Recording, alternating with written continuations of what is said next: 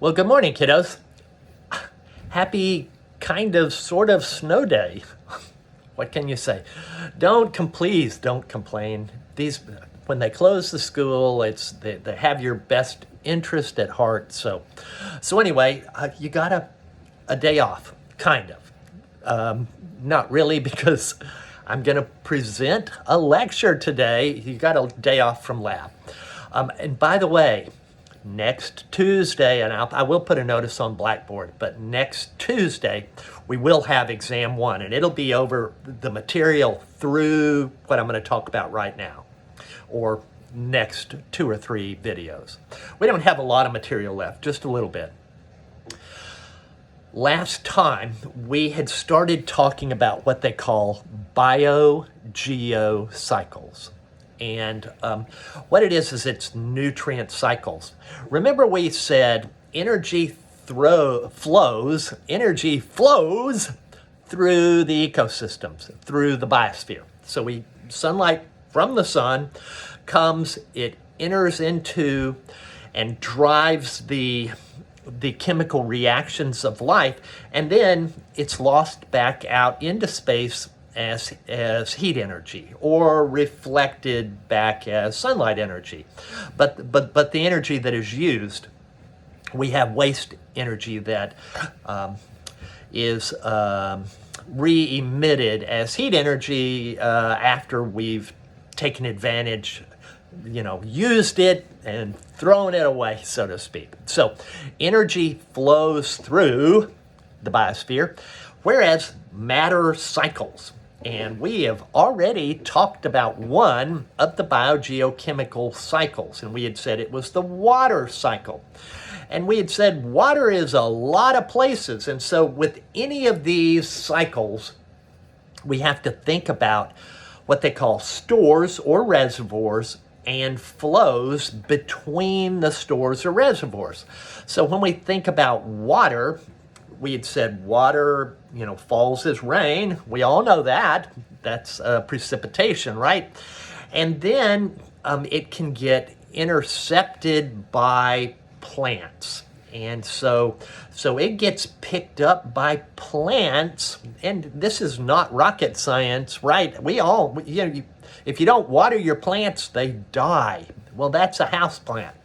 Out there, they get it from the rain, right? Or the garden hose. But the point is that water is taken up into the plant. So it went from one reservoir or store, which was the atmosphere, to the ground. You could say, moisture in the soil is another reservoir, and then into a third reservoir, into life, into the plant. And we had said, what did we say? Why does a plant need that water? And you'd say, well, it'll dry up. Well, duh, of course, it'll dry up. But what function did we say that it plays? And I'm sure you all are screaming at me now. It's important in photosynthesis, right? What did we say? We said water from the ground plus carbon dioxide from the air and with the help of sunlight energy, is combined together to produce carbohydrates. That's biological macromolecules like sugars. And what is the waste? Oxygen. So so this is just one example of water. So it's moving between these different reservoirs. And the other place that it moves to, we'd said, okay, it's now it's incorporated in those biological macromolecules, CH2O. You remember we had said that carbohydrates are composed of 2 hydrogens for every oxygen plus some carbon in there. And so we have this H2O, 2 hydrogens, oxygen. It's in the biological macromolecule, and then you and I eat a carrot, an apple, or a Snickers bar. In every case, it's sugar produced in this process. And what happens to it? Well, what happens to it is another process we learned about, which was called cellular respiration. It happens in plants too. Cellular respiration, and this is where we break that molecule apart in the presence of oxygen. You have to breathe in oxygen. You breathe in oxygen, you have that biological macromolecule, you break it apart into CO2 plus water plus energy. So here it moved from plants into consumers, or stayed within the plant when it was using carbohydrates as energy itself. And so it's moving through. So in you and I, wastewater is released, right? We go to the restroom, pee, right? So there is wastewater in all of this stuff as well. And then where does that go? That goes out through the toilet. You know, not to be too gross, but it is. So it goes out into the river, right? And then what happens to it? Evaporation. It goes back up into the atmosphere, or it goes down into the ground and eventually makes its way down deep into another reservoir, right? Another store, groundwater. So this is an example that we've already talked about, and I've spent 6 minutes re-talking about it, but it's the first of our biogeochemical cycles. And the second one I've inadvertently been talking about because it's tied with the water cycle. In many cases, it's tied with the water cycle, and that's the carbon cycle. So we were already just been saying that you've got photosynthesis, which is where we move water from the ground into life, and along with by combining it with carbon. And so in the case of carbon, the carbon cycle, the carbon is in the atmosphere as carbon dioxide, and the plant brings it in from the outside. And if you look at plants, you'll see on the bottom of their leaf, they have a little lips. They're like stomata. They're like lips, but they're called stoma or stomata. And these things open up and they allow for gas exchange. Just like you and I breathing, you don't think of plants doing this, but they do. They bring in carbon dioxide and they release waste oxygen. Remember, we had said when the plant is building the sugars, it uses carbon from the atmosphere, so the carbon now becomes part of the plant. And we'd said, oh yeah, we get rid of that waste oxygen. It goes into the atmosphere. And then we had said, you and I eat a carrot. It stored some of that that carbohydrate. And we say we're going to go ride our bike, and we need energy to ride the bike. And so your body is going to digest and consume and have that sugar floating around in your circulatory system, and your cells are going to use that to do work.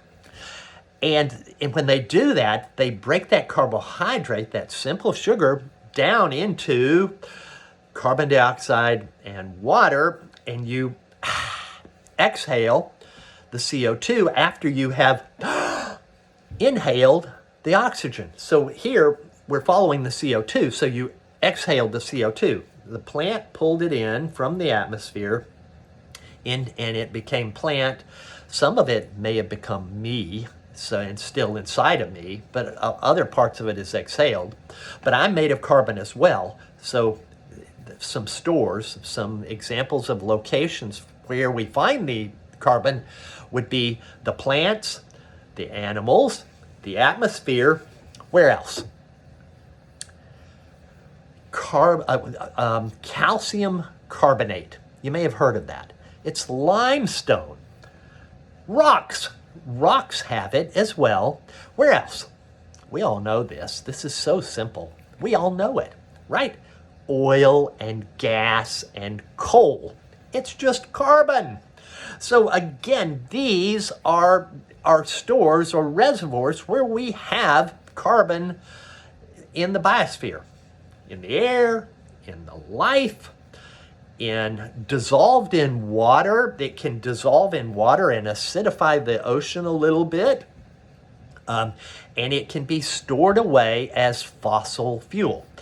And one thing about carbon dioxide is when it's out there in the atmosphere, it absorbs the energy from the sun. And so so the carbon dioxide that's in the atmosphere, that's what is increasing global temperature.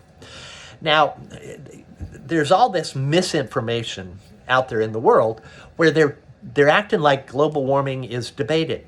If you understand the processes, if you understand what carbon dioxide does, there is no debate.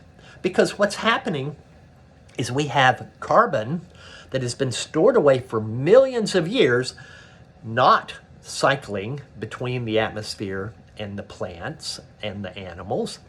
And what are we doing? We're pumping that stuff up out of the ground. This is neither a criticism nor a praise. It just is. We're pumping that stuff up out of the ground, putting it in our cars. It's no longer stored away in the ground. We're increasing the carbon that is ending up in our atmosphere. And we can measure this, and we do measure it, and we can see, a dramatic rise in the CO2 in the atmosphere, and it directly correlates with an increase in global average temperature. Now, I have friends in Texas and in the South, and they are having a cold snap right now. We're not talking about, and people say, that proves there isn't global warming. No. Global warming is global. That's local. On average, we have agencies, our own NASA has been measuring global temperatures, and they are on average rising. So local has nothing to do with it. It's global. All right, so we've talked about two of our biogeochemical cycles. And so we had said we have the hydraulic cycle, that's just a fancy way of saying water, and we've had the carbon cycle. And carbon, another place, I just picked up my notes. So we had said we have carbon that's stored away for millions of years in the ground. But we also have carbon that's stored away for hundreds, even thousands of years in trees. And so deforestation, as we cut down, oak trees live 300-ish years. The big sequoias out west live thousands of years, a couple of thousand years. We have some other weird little trees, Joshua trees, that live 5,000 years. But then the Amazon, you have very long-lived trees. Not Amazon, tropical rainforest. Tropical rainforest, you have very long-lived trees as well. So you have hundreds of years where carbon can be stored away as well, but deforestation is removing that and putting that into the atmosphere as well. Because what happens when you cut down a tree? It rots. When it rots, CO2 is released into the atmosphere. Okay. All right, I'm going to stop here and we'll come back to talk about nitrogen here in just a minute.